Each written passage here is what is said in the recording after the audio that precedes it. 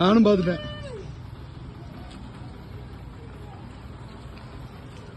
வண்டி கிடக்கல, தள்ளி வாங்களா? என் பைக்கு கிடக்கப்பா, என் வண்டி கிடக்கப்பா. ஏப்பா வா, இங்கிட்டு வா. அது ஏன் இங்கிட்டு வா, ஒன்னும் இல்லைங்க, வா வா.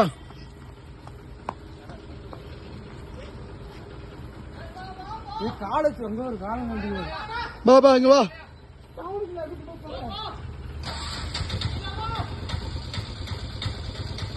வா, ஒன்னும் இல்ல, வா உள்ள போ.